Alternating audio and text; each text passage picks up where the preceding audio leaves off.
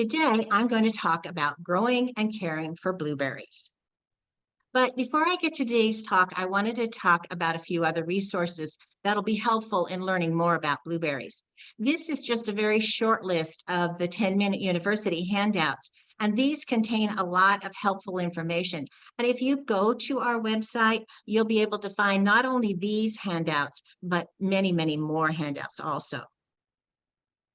And here are two more excellent publications. These are from OSU Extension, and you'll find them on the website also.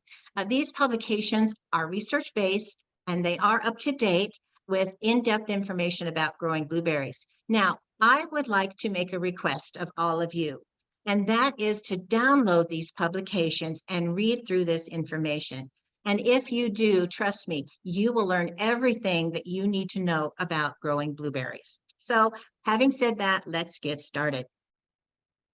Today's objectives are you will be able to choose the correct variety of blueberries and the correct cultivar.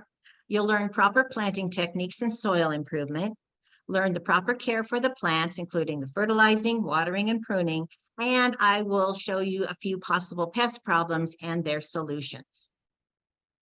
Okay, now, you decided that you want to grow some blueberries, but you have no idea what kind to buy. So let's figure that out for you. Now, in the nurseries, you're going to find that there are several different types of blueberries to choose from. Here's the list of those that you might come across when you're out looking for your blueberries. The northern highbush have the highest yields in the Pacific Northwest and in many other places in the United States also, actually. It's the variety that's mostly grown here. Southern highbush were developed for the low chill areas like Florida and California. So they're not recommended for our area, and you probably won't see too many of those in the nurseries either. Some of you may have heard about a legacy, or maybe you already have a legacy blueberry. Well, that is a cross between a northern and highbush blueberry. Then we have what is called rabbit eyes. The rabbit eye blueberries like long, hot summers, and sometimes once in a while, our summers don't seem to get as hot or not as long, and sometimes they don't produce very well. But you will find a lot of the rabbit eyes in the nursery. And there is another thing to know about the rabbit eye, and that is that the blue varieties are not self-pollinating. So if you do want rabbit eye varieties, you're going to need to buy 2 rabbit eyes in order to get berries. Now, some of you may have heard of pink lemonade, and that is also a rabbit eye, but that one does happen to be self-pollinating. Then we have low bush, which is a low-growing shrub, and it's seldom sold in our area either. But we do have what are called half highs, which are a cross between a high bush and a low bush, and they're very, very well suited for containers and also for colder areas. Now, to learn more details about each variety and each cultivar, OSU has another excellent publication called Blueberry Cultivars for the Pacific Northwest. And if you look through this publication before you purchase your plants, I think you'll be really happy that you did. And even if you have already purchased your plants and you just want to learn a little bit more information about them, it's a good idea to look through this publication too. Because this publication is going to give you the information on the specific cultivars, and they're going to tell you things like the bush size and the berry size and how vigorous the plant's going to be. They'll even talk about the flavor, plus if something happens to be disease resistant or if it's more prone to disease even. They'll tell you about the fruit yield and about what time of year you can expect to harvest these certain ones, and then if they're home or commercial, which ones they're best for. Definitely another good publication to read. Now, I also wanted to know that except for that blue rabbit eye that I mentioned earlier, all blueberries are self-pollinating. So you can have just one blueberry plant and you will get blueberries. But if you have more than one cultivar, you'll have not only larger berries, but you'll get more berries. So you might want to buy 1 or 2 of your favorite flavor, maybe a couple others of your second favorite flavor. Now, this is just a very small sampling of the different cultivars that you're going to see in this publication. And that's why I just wanted to show you that that this publication is going to talk about the northern highbush, the rabbit eye, and the half eye, and give you all that information. All right, Let's go on. Now, this is also, I wanted to show you, I guess I wanted to show you again. This is what that publication says about the blue crop. It says that they're vigorous. They have an upright, open, easy to grow, but it tends to overproduce if it's not pruned correctly. That's something to think about. It tells the size that it's a large side. It's light blue. It resists cracking. It also notice that it says it has loose fruit clusters. Okay, this picture is a picture of my husband holding our blue crop blueberries. And you can see how the clusters are not very tight. Now, I have noticed in some of my other blueberries varieties that have very, very tight clusters, the earwigs like to get in there and stay the night in between all those berries and chew on them while they're there. So if you're having a problem with earwigs or other insects, this might be something to look for, one that does not have tight clusters. All right. So you figured out which varieties and you know which cultivars of blueberries you want to grow. So you think that you're ready to go out to the stores and buy those plants. No, sorry, not yet. You still have a lot of things you need to do before you can put those berries in the ground. So let's see what you need to do before you go out and buy those beautiful blueberry plants. The first thing you're going to do is you're going to want to select the site for your blueberries. These bushes are going to live for decades, so you're going to want to put them in an area where they'll be able to grow successfully for years and years to come. Now, of course, having said that, I will tell you that blueberries transplant really well, even old varieties. So if for some reason you ever need to move them to another area, it can be done successfully. But you're going to want to be planting in full sun. Now, even though blueberries can tolerate partial shade, if they are in partial shade, you're going to find that the fruit quality is poor and the yield is going to be low. You're also going to want to avoid planting them near tall trees because the root systems of those tall trees can extend really far away from the trees right into your blueberry patch. And then they're going to use up the available water in the soil. And those trees may also be shading your plants too much. You also want to be sure that you test your soil pH. You're going to add organic matter and you're going to put it in an area with well-drained soils. And I'm going to talk about each one of these in the next slides.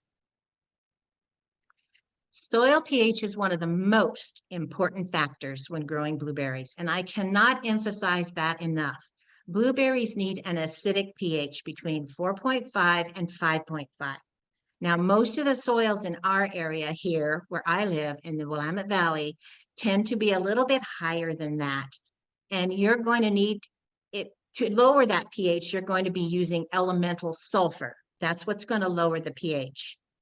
After you do your soil test, if your soil test comes out between 5.5 and 5.7, you're not going to have to put on elemental sulfur, because the fertilizer applications that you use on your blueberries, they're going to do a job of lowering the pH over time, slowly. Now, but if your soil test shows that your pH is above 5.7, then you're going to need to apply the elemental sulfur to help lower it where it needs to be. And what you're going to do is you're going to have to read the directions carefully to know how much to add and when. Because if you add too much too soon and at one time, you might lower the pH too much, and that won't be any good either. So what you're going to probably end up doing is you're going to add a little bit, wait a few months, retest the soil, have it tested again, and then add more if needed. And I will tell you that the warmer the soil, the faster the pH is going to change. Now, the reason I said that pH is so important is because 90% of the blueberry problems are caused from a high pH. Blueberries are not able to take up the nutrients that they need if the soil pH is too high. Now, this poor little plant here has several problems, the most being a high pH. The other one, of course, being the competition from all those weeds that you see underneath. This plant shows an iron deficiency because of the high pH. And if you look, I'm pointing with this pointer, you see these leaves, how yellow they look, but do you see that the veins of these leaves are still green? That is a sure sign that you have Lyme-induced iron deficiency. So you know that you're going to have to lower the pH on your blueberry bush. Now we're talking about the organic matter. No matter what type of soil you have, even if you think it's perfect, adding organic matter will help. Blueberries will grow best with organic matter greater than 4%, but less than 8%, okay? When choosing what to add to the soil, you need to be sure that the organic matter that you're going to add, now we're talking about adding this as an amendment, mixing in with your soil, you have to be sure that that organic matter is low in pH. And that would be things like sawdust or bark dust. And normally we get those from Douglas fir, pine, and most hardwoods. Now, it's best that the organic matter that you're going to add to your soil is aged and not fresh. Because if you're using fresh organic matter, it can cause a nitrogen deficiency because the microbes in the soil, they're going to use up all the nitrogen as they begin to the decomposing of that organic matter. And then also, of course, you don't want to use fresh cedar or redwood, and probably not a good idea because not only will it take a lot of the nitrogen out, but seems like the fresh cedar and redwood also have some bad effects on blueberries. So stay away from those also. You also need to avoid manures and manures and compost, regular compost, because both of those are usually high in pH and high in salts. And you know the blueberries can't take a high pH, and they also don't do well with a high salt content. So avoid the manures and the compost also. All right, now you've done everything I just talked about, and you can finally go out and purchase those plants. But before you do that, there's still a few more things you're going to need to know about. You're going to need to know about purchasing those plants. So when you're purchasing your blueberry plants, try to buy the healthy specimen as you can find. Now, I know some people like to buy those Charlie Brown plants because they feel sorry for them, but that is not how you want to go buy a blueberry. Most of the homeowners will be purchasing their plants in containers.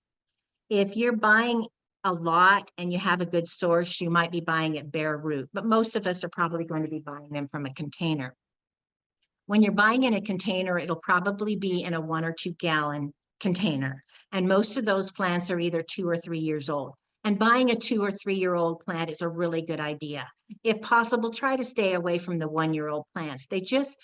You're just not going to get blueberries as quickly as if you buy a 2 or 3-year-old plant in a container or bare root. Look to see if the plant is root bound, if you can possibly tell. And also get a plant that has several shoots coming up from the roots instead of just a couple.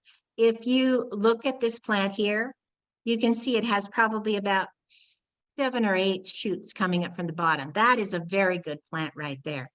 And if you have a choice, buy the ones without flowers on them, because you're going to be taking the flowers off anyway. So it's best to have all the energy go into the plant and not into producing the fruit.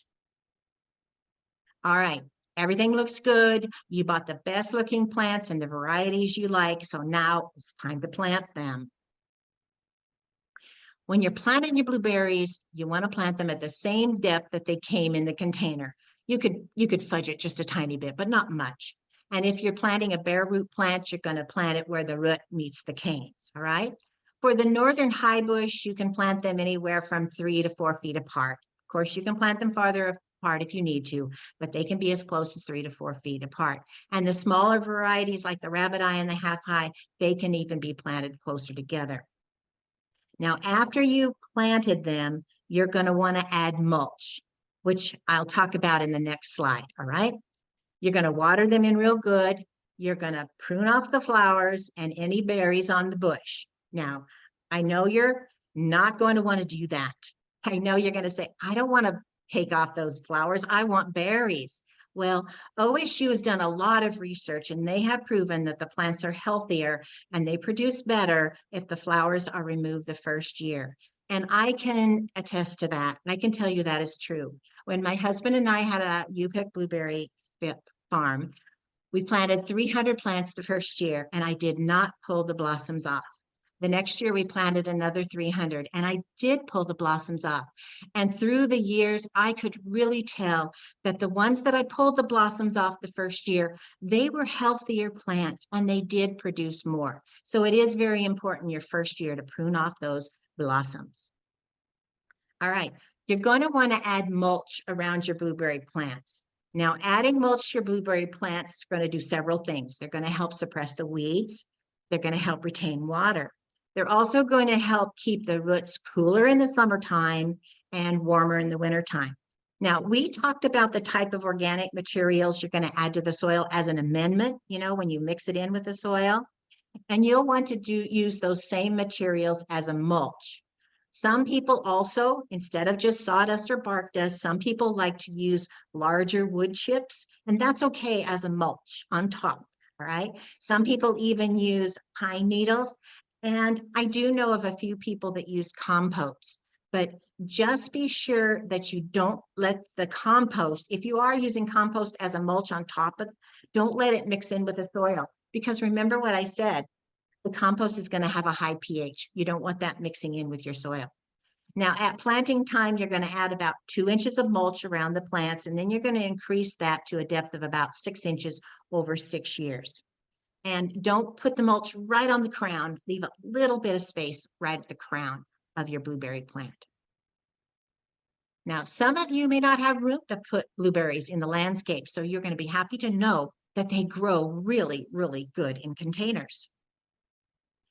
When planting in a container, you want to make sure that the media that you're using will be right for the blueberries because they are picky about their soil. So for a container, you're going to want to use well-aged fine bark, either 50 to 80%, add some peat moss or coconut coir, 10 to 40%, and then perlite or pumice at 10%. Now, the northern high bush blueberries will grow just fine in a container about the size of a half a whiskey barrel or maybe a 15 to 20 gallon container. And the smaller half high blueberries will do just fine in a 10-gallon container, or of course, you can use a larger one. You never ever want to use your own garden soil in a container. They're just the soil that if you put your garden soil into a container, it's so compacted that there's not going to be enough airspace and they're not going to have enough oxygen for those roots. So this is a very, very good mix of what to use for a blueberry container. Weeding, oh my. Now this is the same look that I get on my face when I'm weeding. So the weeds compete for the water and the nutrients. The mulch that you're going to put on top is going to really help with your weed control. And you're going to want to weed by hand because if you are trying to use a tool to pull those weeds out, what the blueberries have is they have these very shallow roots. We call them feather roots, and they're really close to the top of the surface. And if you take a tool and try to pull out a weed, you're probably going to hook on all those little feather roots and yank them out too. And you don't want to do that. So that's why the mulch really helps with weed control. You want an area about probably a 4-foot area around your plant weed-free. And be very, very careful if you're using any herbicides, especially ones that are made for woody plants, because a blueberry is a woody plant and they can really damage. So be careful if you're using any woody planted herbicides anywhere near your blueberry bush. Now, our climate change has really changed things a lot for us, and irrigation has become even more important. Blueberries need a lot of water. They need between 1.5 to 3 inches a week during the growing season. And you're going to want to make sure that you water to a depth of anywhere from a half a foot to a foot. You would just want to make sure that the water is getting all the way down to the roots, not just really at the surface. They're best watered from the base. Of course, we know that because that will help conserve water and it also will help reduce the weeds. Next, one thing I want you to learn is that next year's fruit buds are formed at the end of summer. So don't forget to keep watering those plants even after the harvest. Sometimes after our blueberries are finished, we kind of forget about them, but don't forget about them. Remember, after the harvest, they're putting on next year's berry buds. And if you don't keep water on them, then they're not going to set as many fruit buds for the following year. So you're going to have to wait until we get our really good fall rains, whether that's October, November, whatever it comes. Now, do you see this picture down here, this lower picture? This is a picture of a drought or water stressed bush. And you can tell because do you see these burnt tips here? The water, there was not enough moisture, not enough water to get that water all the way up to the tips of these plants. If you have plants that have these burnt tips, you know that you're not watering enough and you need to increase the water on your blueberry plants. All right, now let's talk about fertilizing. The main nutrient needed for blueberry plants after planting in all home gardens is nitrogen, and specifically the ammonium source of nitrogen. Be careful, you never want to use nitrate form of ammonium. Okay, if you want to go with organic, feather meal and blood meal have the highest nitrogen numbers. So those are good ones to go with. And if you're okay using a synthetic, then ammonium sulfate or urea are your best choices. And you will notice that all of these that I have listed there only contain nitrogen. No phosphorus, no potassium, nothing else, just nitrogen. That's all your blueberries need. They only need nitrogen. Now, the fertilizers are applied in late April, late May, and late June in the Willamette Valley and in southwestern Oregon. Or if you are in central and southeastern Oregon, you're going to want to start a month earlier, okay? A month earlier than I have listed here. Now, if you're using organics, one thing I want you to learn is that you're going to have to apply, when something tells you when to apply a fertilizer, unless it specifically says apply an organic fertilizer, if it just says apply a fertilizers at this time, organic fertilizers take a longer before they do what they need to do. So you're going to have to apply them a month, maybe more than a month. There's some organic fertilizers that might take 4 months before they actually do what they need to do. So you're going to have to apply those a little bit sooner. And one thing though also about organic fertilizers, the warmer the soil, the faster they're going to work. So if the soil's really cold, you know it's going to take them longer to work. And if the soil is warmer, you know it's not going to take them as long to work. So that's just something to think about. Now, you're probably wondering, well, how much fertilizer am I supposed to use? I can't tell you that in this presentation. What you're going to have to do is you really need to go to those OSU publications and check out the information there. There's just too many factors to consider, and I can't give you the specific amounts. I don't know the age of your blueberries, what your soil is like. I don't know what type of soil fertilizer you're going to use. So check the publications for that information. Another thing you need to know is that blueberries cannot translocate from one side of the plant to the other. So you're going to have to scrape away some of the mulch, put the fertilizer in a complete circle around the plant, carefully rake it back over and water it in. Now, in order to set fruit, the flowers of blueberries must be pollinated by insects. Mason bees are excellent pollinizers for the early flowers of blueberries because a lot of our blueberries, they will be in our area, they will be blossoming around April. And sometimes we have really cold, wet Aprils here, and people do it in other parts of the United States too.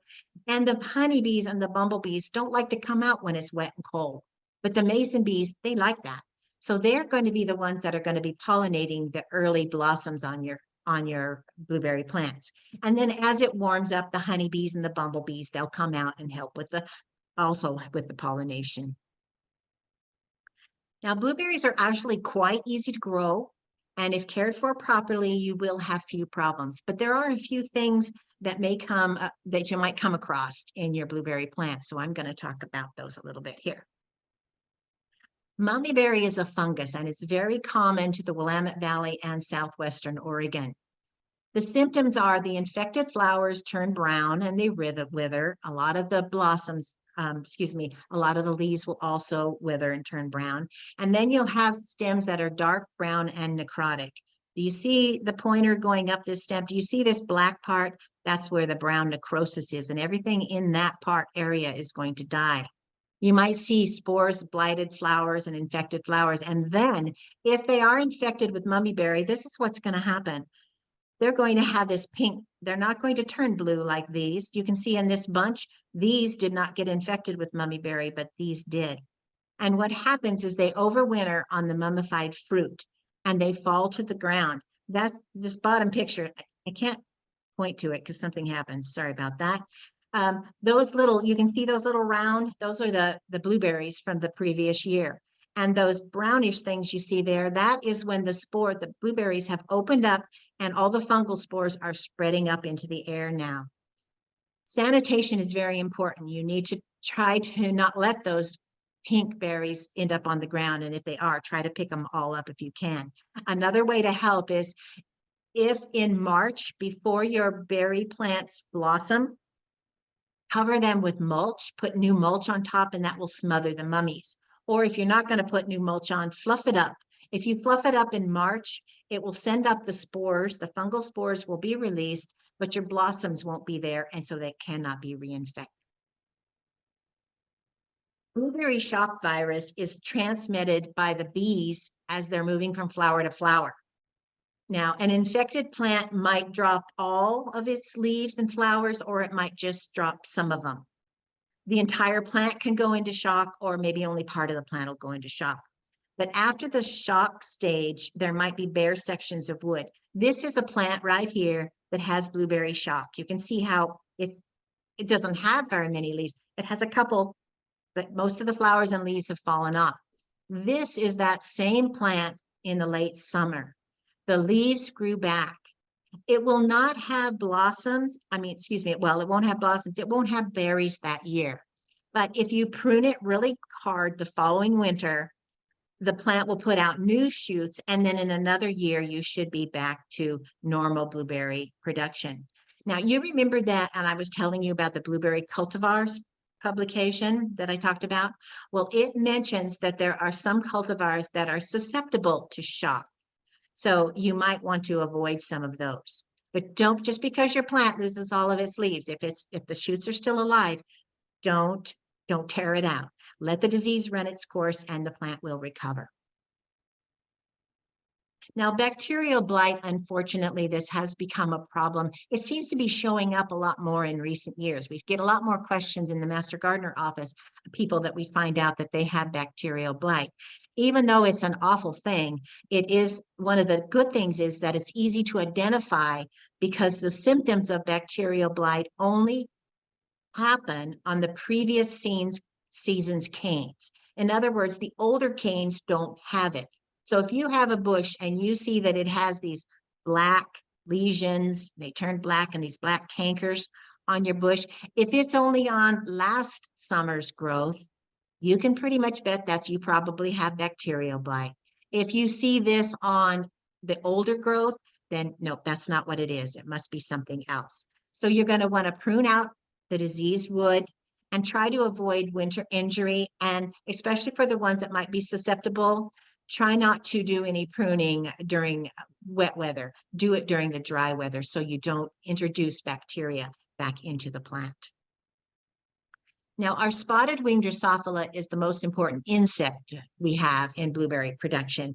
I did mention that sometimes I have trouble with earwigs, but the spotted winged Drosophila can become a very big problem. It's a fruit fly, but it's different from the ones that you're used to because this female, she doesn't wait until the fruit is rotting. Instead, she's going to lay her eggs in the berries as they are ripening on the bush. And then the eggs inside are going to hatch out and the larvae are going to start eating on the inside of the berry. So down here, see this blueberry? You see this little white dot? That's one of the larvae. That's one of the little fruit fly maggots that's getting ready to go into that. And this middle picture here, there's a white fruit fly maggot, and all of these brown things, these are the larvae that are going to hatch out. You'll know if you have this because not only will you see them, you will also, the berries themselves will be very, very squishy. So sanitation will help reduce the populations. There are several generations of these spotted winged Drosophila during the summertime. So keeping the area clean of old berries is very important. Apple cider vinegar traps is one way to catch them, and I'll show you that in the next slide. And because there's several generations, the later harvesting varieties are more susceptible. You'll find more problems on the late varieties than you will on the early varieties. This is one way to help reduce the population of spotted winged Drosophila, and that is these vinegar traps. So you take a cup with a lid And they've done a lot of experiments. This shows a red one. This shows a clear one. That yellow that you see in that clear cup, that's a sticky trap. They just put that in there so that they could see if they were sticking, what kind of insects they found, and if they had any spotted ring Drosophila. But you can see these little holes right across the top, 3/8 to 3/16 hole, and then it's just filled with apple cider vinegar. And you put several of those in your berry patch, and then you can look and see if that's a good way to catch the spotted ring Drosophila.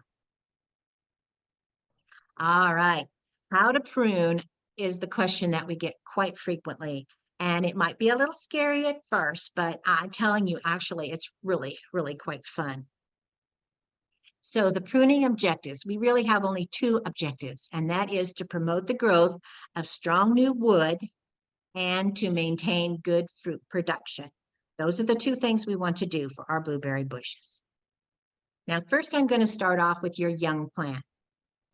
Pruning your new plants is going to be a little bit different than the older ones. So the first year you have a blueberry plant, you're going to prune off about 30 to 40% of the bush. Then you're going to remove the older growth if it doesn't have any new wood. You're going to prune off those fruit buds and any flowers, all right? And if you have any branches that are really weak and skimpy, you're going to want to remove those. And then you're going to cut the branches off at the tip. So this is what a new blueberry bush would look like after pruning. I showed you, remember when we were talking about a good blueberry bush to buy, and I told you it had 7 or 8 stems coming up? This is the same bush. This is what it looks like after pruning, all right? The following year, you might have to remove some of the flower buds. You're going to shape the bush a little bit. If it's a really vigorous type of blueberry, you can let it have a limited crop, but you might not want to let it overbear because it's still young and it's still growing.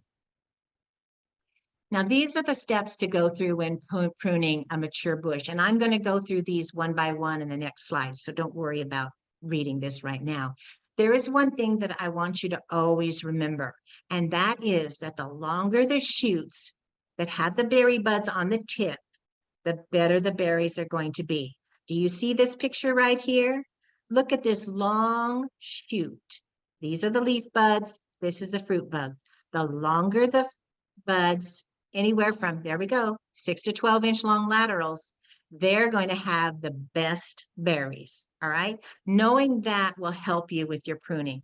So you're only going to need to follow a few steps and you should have pretty good luck. Sometimes it just takes a little bit of practice. If you find that one year after you prune, that next summer you find out that you didn't get enough growth, then the next year you're going to need to prune it a little bit harder. If you found out that all you're getting is new growth and no berries, then maybe you pruned it a little too hard. So it's just going to take a little practice, and we're going to go through this step by step. First thing you're going to do is you're going to prune out dead and diseased branches. Anything. You do this not only on the blueberry plants, but you do this on any bush or tree. You always take care of the dead diseased branches so that the disease doesn't continue on. And do this any time of year. You're going to cut out the lower canes that are below your knees. You can see this little cane here that I'm getting ready to cut off. It only looks like it's about 6. Oh, I'm sorry. Didn't mean to do that. It's only about 7, 8 inches long. It grew very late in the season last year, and it's not going to produce good berries. It's not going to grow much more, and it's not going to be a very good cane. So I'm going to cut that one off. Then you're going to remove the weak branches that touch the ground. If you have a really tiny, skinny branch that's, oh, let's say it's smaller than a pencil, and it has a bunch of berry buds on the tip. You see these berry buds down here? If we would have let this bush have all those berries grow, it would have tipped over, and the only thing that would be eating those berries is the slugs. So if it's weak and you think it's going to touch the ground, go ahead and get rid of that branch too. Then you're going to want to prune out 1 or 2 of the old unproductive canes. We want our plants to be around 5 or 6 years old their whole life. Okay, does that make sense? In order for a bush to be 5 or 6 years old its whole life, you're going to have to get rid of some of the older canes so that the newer canes can grow. And you can see the difference in this picture. Look at this brand new, this grew just last year. Nice and red and nice and shiny and silky. This one probably 2 years old. But look at these. You can tell how old they are for how large they are. And it looks like they've got bark on them already. And I probably noticed that this cane right here didn't have much good stuff on the top. So I knew it was time to take that one out. And then you're going to prune out the twiggy wood. Now, remember what I said? The best berries grow on the 6 to 12-inch long branches, not these little tiny ones. Look at these little 1 and 2-inch little twigs. That's why we call them twiggy. They're not going to produce good berries. They're going to produce small berries, and they're not going to produce very many berries. So that is something to really think about when you're pruning your bush in the winter, and you're wondering what parts am I going to prune out? Save the nice long ones and prune out the others. Now, the last thing you're going to do is you're going to thin out the center of the plant to allow some light. You want to allow some sunshine into the middle of your plant. Now, you can see the before and after pruning in this bush. Most beginners usually under prune their bushes. So this is the bush. What did we take out? Well, we took out some little short ones that were growing here that were shorter than my knees. I took out some of these that were really thin, and they're going to touch the ground. I took out one of the older canes that was in the back of this bush, and I took out all the twiggy. Look at this bush that's already done. Look at those nice long canes. Look at the berry buds on the tip. So now you can see what I pruned out. All these little tiny twiggy parts, some of the old stuff, some of the very, very thin stuff. That's what was taken away. We do have a video that will show you these steps that I just mentioned, so you can view that by going to our website. Now, birds can definitely be a big problem with the berry crops, as many of you are aware. And the only way to really keep the birds out would be to put the berries in an enclosed wire or a netted cage. Or you can try using scare devices. But if you do, they have these blow up things, these giant eyes and these snakes, and they have these plastic owls like you see there. If you do use the scare devices, even though I will tell you they don't work very well, make sure that you put them up before the berries ripen. Don't wait until the berries are turning blue before you put these out. This is one of mine. I have these blow up snakes. I have found it works a little bit, but it does work better if you put it on top of the bush instead of on the bottom of the bush. I think maybe when the birds fly overhead, they see this giant snake and maybe they get a little bit scared, but maybe not. It doesn't really work that well. Now, when are you going to harvest the berries? That will depend on which varieties you grow. That could be anywhere from mid-June to mid-September. That publication, Blueberry Cultivars for the Pacific Northwest that I told you about, they're going to tell you which varieties are early, mid, or late season. So you're going to know about when it's time to harvest your berries. After you see the blueberries turning blue, if you wait a few days, they'll sweeten up. But you got to be careful because as they're sweetening up, the birds, they know they are too, and the birds might come in and they might get them while you're waiting to pick all your berries. So that's just something to think about. And I am done. So my co-host Cheryl, she might have a few questions for me.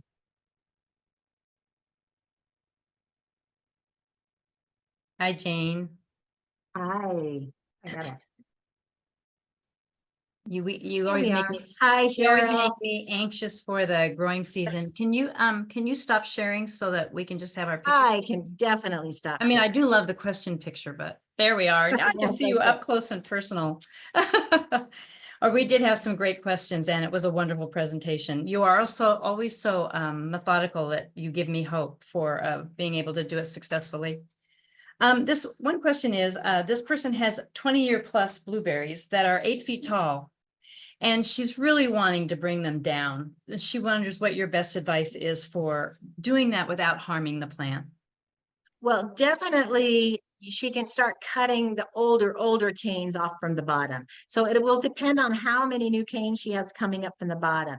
Say if she has only 3 or 4, you might want to start with just cutting 1 off. But if she has like 6 or 7, maybe she'll want to cut 2 or 3 off, Also, you can bring them down. You can shorten the tops.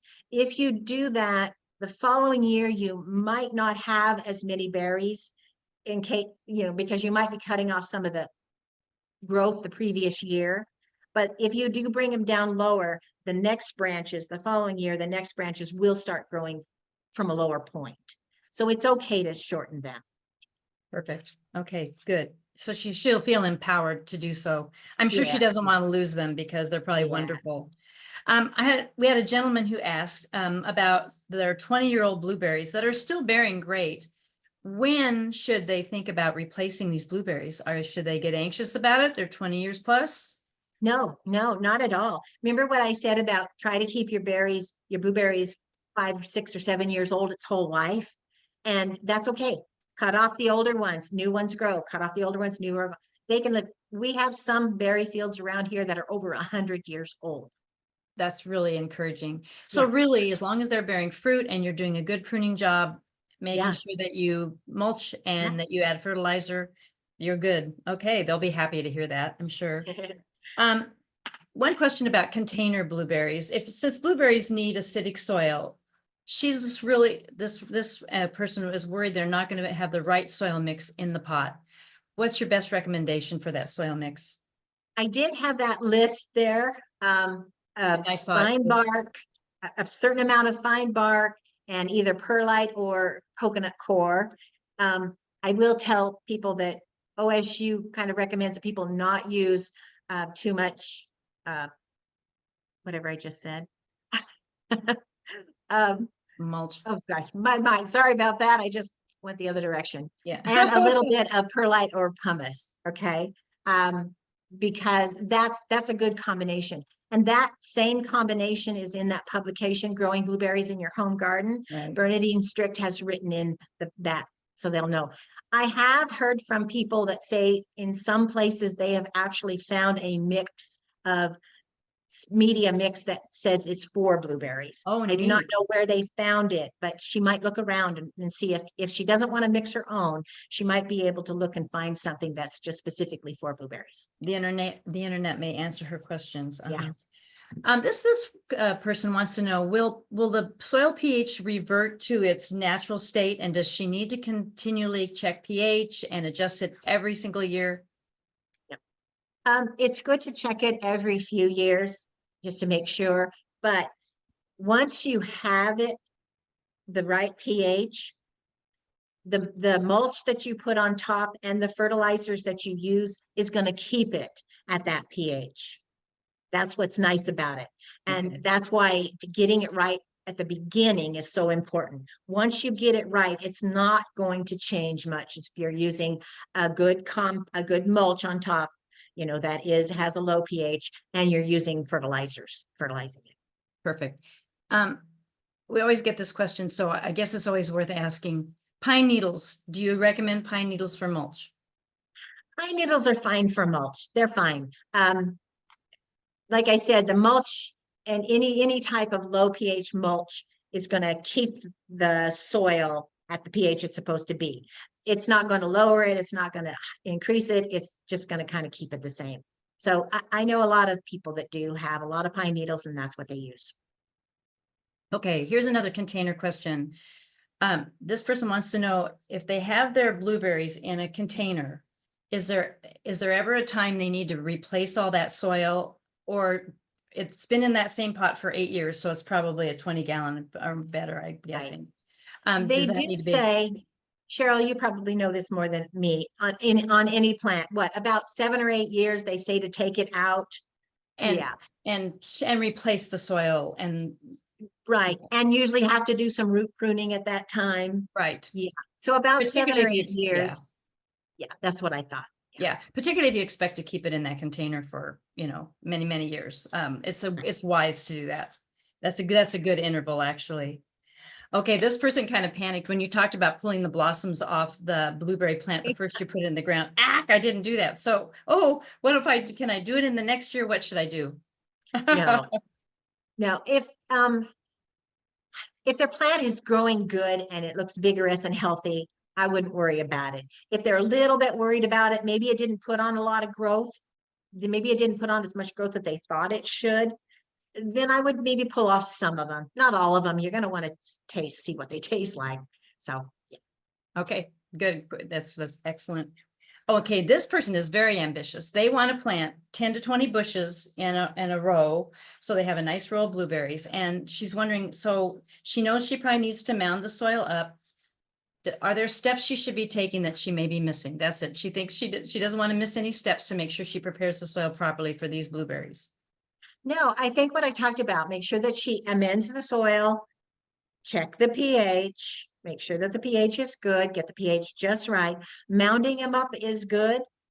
Sometimes people can't mound it up and they just have it on a flat surface. That's okay. But mounding is good. Figure out what she's going to have. If she's going to have more than one row, she needs to figure out what she's going to have between the rows. Okay. I have rows of my blueberries in rows. I have lawn. I have grass growing between the rows. Some people have nothing but mulch or chips. The whole area is chips. So she needs to figure that out. But keep an area about a 4-foot area. So that would be about 2 feet on each side of the plant that has the mulch that's free of weeds. And then figure out what she wants to have down the middle of the rows. That's great. And I'm glad so much you talked about what the area around the mulch needed to be. We had a couple questions about that. So that is wonderful. When do you apply fertilizer to your blueberries every year? What time When of do year? I what? Apply your fertilizer. Oh, because I'm here in the Willamette Valley, I apply the end of April, the end of May, the end of June. Okay. That's when I apply my fertilizer. Okay. We did get a number of questions, I should say, to you from Washington, and while their weather, depending on where they are in Washington, is somewhat similar. I did encourage them to ask their Master Gardener Extension people for the best advice there. One person wants to know, can he use black plastic mulch instead of sawdust or other mulch? Not black plastic mulch. I mean, you can not black plastic that the water can't go through. A lot of places now are using come on, Cheryl, what am I thinking of?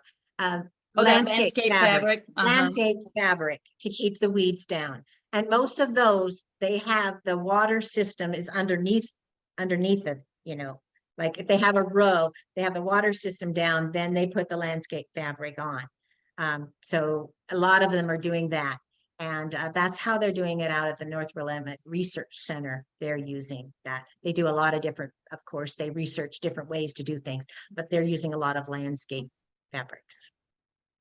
We just got a question in, a person inherited blueberries, moved into a place where they've inherited blueberries and they don't know what they are. Advice on how to figure out what kind of blueberries they might have. It is hard to tell.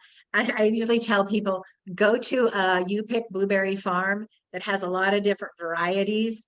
And sometimes, especially those people really know their blueberry varieties, and they might be able to tell you if you bring a sample to them, or you might be able to taste theirs and know exactly what they are. Some of the time you can get it by reading that information on the blueberry cultivars, because some of them will say they don't put up a lot of new shoots, they only put up 1 or 2 shoots, or the bushes, the berries are really compacted, and also sometimes it might depend on when they are harvested. And so you can kind of tell whether it's an early, mid, or late season variety. So that'll kind of get you in the area. But as far as tasting them, yeah, I don't know. Yeah, it's a tough one. When you inherit a plant, it is hard. And if they are old bushes, they're more likely northern high bush. That's what if you inherited a place, more than likely it's northern high bush, because we really haven't had the other types, the rabbit eye and the half highs, in our area, 20, 30 years ago. So yeah. I just had a question. Oh, I've got two questions on my mind at one time. Okay. This person has blueberries in a container for the last 3 years and never pruned them. And she's thinking, okay, they've been bearing blueberries pretty well, but maybe the decline is starting to decline. Best advice, prune them and, Yeah. Prune, check the pH in the soil that she has. And people do need to realize that when they're in a container, you're watering them a lot more, and the nutrients that you give them, the type of fertilizers you're giving, you're going to be getting rid of that a lot quicker than if they're in the ground. So you may end up having to use a little bit more fertilizer if you think they're not quite growing the way they should. I know blueberries are pretty easy to transplant. We have a lady that wrote in. She has a blueberry bush planted in a parking strip. It's done really well. It's several years old, but it's not an ideal spot, and she would like to transplant it. Advice on timing and method. Well, the best time is actually in the fall, like October, November. But if she really wants to move it now, she can. So we say prune it down, prune about a third of it off, and dig up as much of the roots as you can, and then transplant it into the perfect spot. It might not do as, of course, you won't get the good crop, as good a crop this year, but it will put on new growth after when you prune it down. It'll put on new growth this summer, and you should get a fine crop the next year. Getting a few questions about taking blueberry cuttings, Jane. Is that real successful? If so, what time of year is best? I might be wrong. I think you take them in August. I think the cuttings are taken in August, but don't quote me on that. I would have to look that up. I know I have tried. I don't have very good luck, and it takes a long time from a cutting to get a bush. I mean, if they want to, I did recommend that you buy 2 or 3 year old bushes, plants to begin with. Because it takes a long time to get there. Well, obviously, it takes a long time to get there. They're Right. hard to do. I'm sure people that are really, really good at it can have good success. Me personally, I can't, and I'm sorry, I would have to look that up. Send that question into our 10-minute university email, and I will look up the information and get it to them.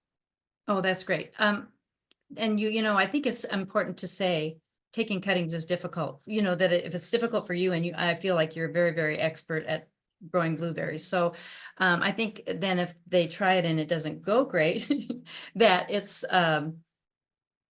nice to know that it's not just them. It's probably a difficult process to achieve. Yeah. And right. you want your blueberries to be mature as quickly as possible so you can start eating those young I berries. do. So Yeah. Yes.